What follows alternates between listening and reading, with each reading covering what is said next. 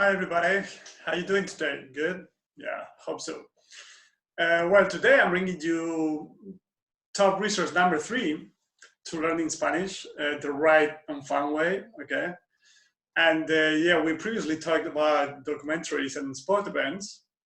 And today, number 3 is language exchanges, all right? And I don't think this is not something new, something that nobody knows about, but I want to talk about why they're so interesting, why they're so important, and I'm also going to talk about a little twist that's going to make the experience way easier, way more interesting, and way more useful. Okay, so even if you already use those resources, stay with me because you're going to learn something new, right? And well, first of all, for those of you who don't do that, language exchange is basically, you find someone. I'm a native Spanish speaker, so let's say I want to improve my Polish. So I look for someone who wants to learn Spanish and is a Polish native speaker, right? So that way we can both benefit from each other, right? But the thing here is most people understand language exchanges in the following terms. So I want to learn Polish. The other person wants to learn Spanish. So, we're just gonna sort of take turns and speak for half an hour in Polish and for half an hour in Spanish. And that's great, don't get me wrong, there's nothing wrong with it, all right? That's cool. But there's a little twist here that's gonna make things more interesting. And here comes, especially when you're not ready to communicate in the target language yet, or you can say a few things here and there, but you understand a lot, but you can't really communicate yet. It's a great idea to do a language exchange with both participants speaking their native languages. All right.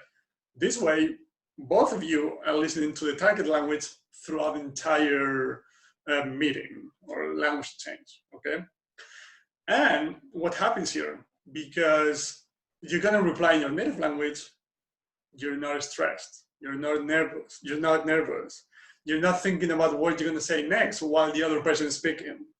Does it sound familiar? Yeah, that you're trying to build the next sentence in your head. You're trying to sort of access that conscious knowledge, that conscious grammar knowledge that you got in school and high school and so on. Yeah? Does it sound familiar? It does to me. So, and surprise,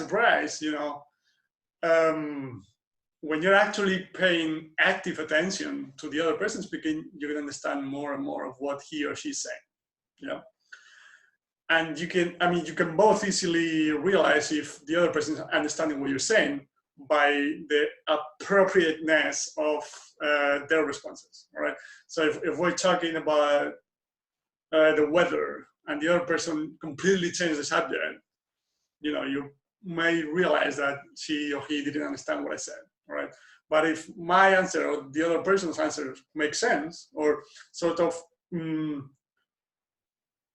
keeps the conversation going the right way, you see that it's working out. It's actually a good idea.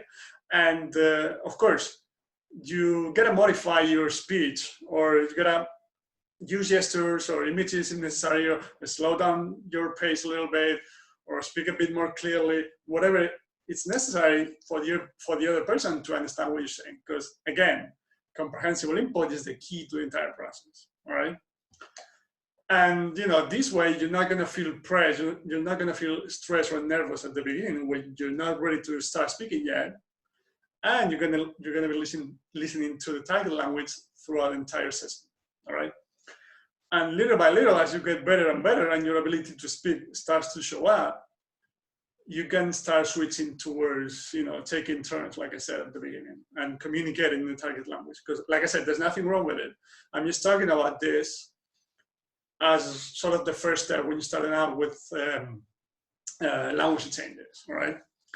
And yeah, let me tell you that I've done this with Portuguese, with Italian, I've done it with English, I've done it with French, I continue to do it with Polish, and it's great.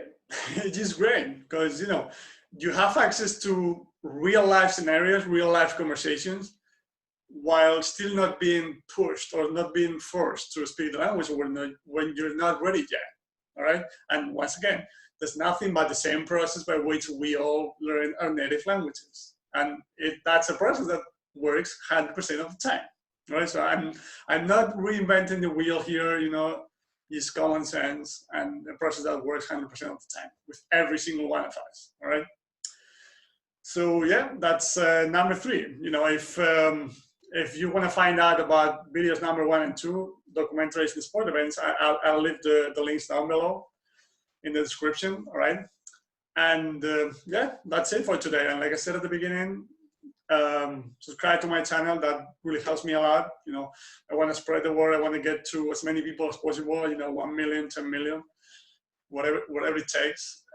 Because I really want people to understand that languages are supposed to be a pleasure, you know, that learning languages is supposed to be a pleasure. It doesn't have to be a hard-working journey which you have to memorize vocabulary lists, work through painful grammar exercises, etc. All right. So thank you for watching this video. I hope you enjoyed it, and I'll see you in the next video. Bye-bye, my friends.